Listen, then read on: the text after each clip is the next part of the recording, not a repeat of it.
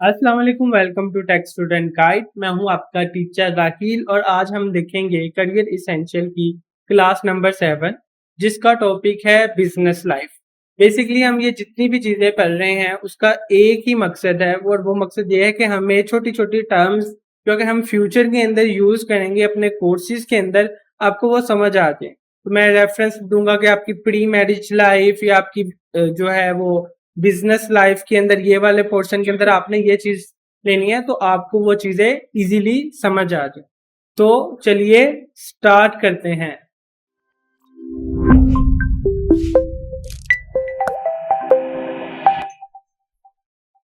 All right, career essential business life. अच्छा, basically इसके अंदर हमारे पास जो बिजनेस लाइफ है उसको मैंने 4 कैटेगरीज के अंदर डिवाइड किया है। एक को हम कह रहे हैं इलिटरेट, एक को हम कह रहे हैं व्हाइट कॉलर पर्सन्स, और एक को हम कह रहे हैं आईटी पर्सन, और एक को हम कह रहे हैं one time cost person. Illiterate से मुराद ये है कि भाई जो बिल्कुल नहीं पढ़ा हुआ, तो इसके अंदर जो वो बिजनेसेस कर सकते हैं, एक वो टेक्सटाइल्स का कर सकते हैं, एग्रीकल्चर का कर सकते हैं, रिटेल का बिजनेस कर सकते हैं और कंस्ट्रक्शन का बिजनेस करते हैं। ये आमतौर पे जो बिजनेस लाइफ है इस कैटेगरी के अंदर फॉल कर रहे होते हैं, ठीक है, जो एक इलिटरेट पर्सन है। इसके बाद हमारे पास आता है white collar person. White collar person जो बिजनेस स्टार्ट करते हैं वो आमतौर पे टूरिज्म, हेल्थ केयर, मीडिया या एनर्जी सेक्टर के अंदर कोई बिजनेस स्टार्ट करते हैं जिसके अंदर वो ऑफिस में बैठ के एक प्रॉपर तरीके से काम कर सके, कंप्यूटर टाइप का या ऑफिस टाइप का। ये उनकी बिजनेस लाइफ की कैटेगरीज हो सकती है।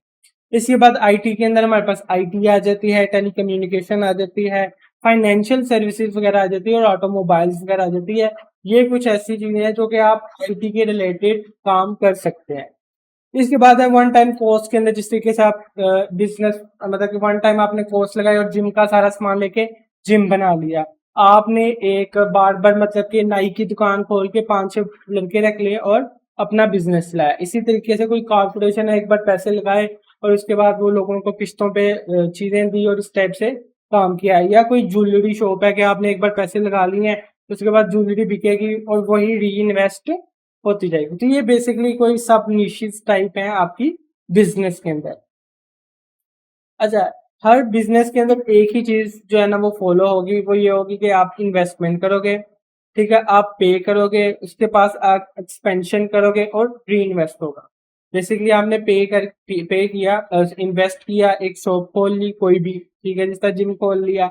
उसके बाद आपने वहां के एम्प्लॉयज को पेमेंट करनी शुरू की, थोड़ी सी बार बार पेमेंट दे रहे हो आप। हाफ एम्प्लॉयज को दे रहे हो, हाफ जो उसके अंदर से रेवेन्यू है आप उसको अपने पास रख रहे हो।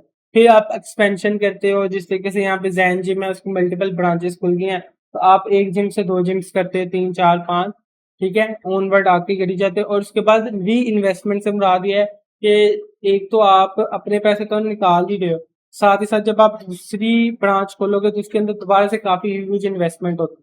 तो आप बेसिकली उसको पैसों को सेव कर रहे हो, री इन्वेस्टमेंट कर रहे हो, साथ में अपना घर भी चला रहे हो। ऑलमोस्ट हर बिजनेस के अंदर यही वाला प्रोसीजर होता है अगर आप उसको ग्रोथ की तरफ लेके जाते हैं। अगर आप सिंपल उसको एक फिक्स पे रखते हो तो आप इन्वेस्ट पे इस पे ही रहते हो कि आपने एक बार इन्वेस्ट कर लिया, फिर आप पैसे निकाली जा रहे हो और कुछ वहां पे पैसे लगाई जा रहे हो, ठीक है, उसकी मेंटेनेंस वगैरह के लिए। ठीक है, अब इसके जो प्रोज हैं उन कॉन्स के अंदर हम देखेंगे कि अगर तो आपका अपना बिजनेस हो, have your own money, basically वो सारे जितने भी पैसे अंदर घूम रहे हैं वो सारे आपके हैं, ठीक है। लेकिन कॉन्स क्या है कि कभी कभी आपके पैसे अंदर फंस भी जाते हैं। उसके बाद अगर आप किसी की जॉब कर रहे हो तो उसमें पैसे फंसने वाला कोई सीन नहीं है। अगर कंपनी डूबती भी है तो आप कहीं और जॉब जाके कर सकते हैं, ठीक है। तो इसके अंदर ये है कि पैसे आपके अपने हैं, ये आपका बेनिफिट भी है, और इसका नुकसान ये है, कौन ये है, डिसएडवांटेज ये है कि भाई आपके पैसे फंस भी सकते हैं। आपने कोई ऐसी चीज लेके रख ली जो बाद में बिक नहीं रही या गवर्नमेंट ने से बैन कर दिया है, ठीक है। लीव एनी टाइम, इसमें यह है कि आपको कोई रिस्ट्रिक्शन नहीं होती कि आप किसी टाइम भी उठ के जा सकते हो, आप शॉप बंद करो और घर चले जाओ, ठीक है। लेकिन इसके अंदर एक उल्टा जो है वो भी है कि नो लीव ऑन ओकेजन्स, मतलब कि ईद के ऊपर आप देखते हैं कि सारे किराने वाली शॉप्स ओपन होती है, और भी बहुत से ओकेजन्स आते हैं जिनके ऊपर आपको दुकान जरूर खोलनी पड़ती है क्योंकि वहां पे ज्यादा सेल होती है। क्या एक्स्ट्रा एफर्ट्स वर्थ इट, कि अगर आपका अपना बिजनेस है जितनी आप मेहनत करेंगे उतना ही आपको बेनिफिट मिलेगा। लेकिन अगर जो है इसका डिसएडवांटेज वो ये है कि अनसर्टेनिटी इन प्राइस, कि आपने एक चीज 100 रुपए की ली है, आप इसको 110 में सेल करके दोबारा लेने गए तो पता चलता है कि वो 130 रुपए की हो गई है। तो इसमें अनसर्टेनिटी भी आ सकती है। ये आपका कॉन्स है। और प्रोज आपकी ये है कि आप जितने ज्यादा मेहनत करेंगे उतना ही आपको बेनिफिट होगा। 90% बरकत जो है वो इसके अंदर है। ठीक है, कोई मसले वाली बात नहीं है कि बिजनेस में 90% जो है वो बरकत है, ये तो अच्छी चीज है। लेकिन ह्यूज बेनिफिट ऑफ पोजीशन भी आपको मिल सकता है अगर आप किसी के पास जॉब करते हैं।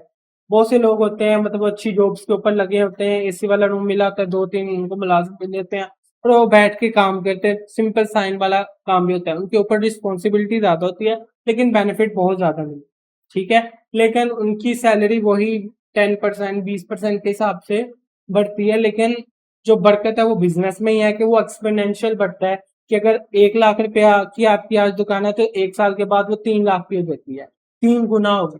ठीक है, इसके बाद लेगेसी ट्रांसफर, ये आपको बेनिफिट होता है कि आपने एक बार शॉप बना ली है, अब वो 50 साल आप भी चलाओगे, आपके बच्चे भी चलाएंगे और उससे आगे उनके बच्चे भी चलाएंगे। लेकिन इसका नुकसान ये कि बैड लेगेसी आल्सो ट्रांसफर, कि अगर आपने कोई गड़बड़ शड़बड़ की है तो फ्यूचर के अंदर आपके बच्चों के साथ भी कोई काम नहीं करेगा, क्योंकि कहेंगे कि भाई आपके अब्बू ने ऐसे किया था। ठीक है, तो ये सारी चीजें आपको एक बिजनेस लाइफ स्टाइल के अंदर या बिजनेस लाइफ के अंदर ये चीजें आपको देखने में मिलेगी और आप ये चीजें फेस कर। होप सो आपको ये वीडियो भी पसंद आई होगी। अगर पसंद आई तो लाइक कीजिए, अगर आपने सब्सक्राइब नहीं किया तो सब्सक्राइब कीजिए। Thank you.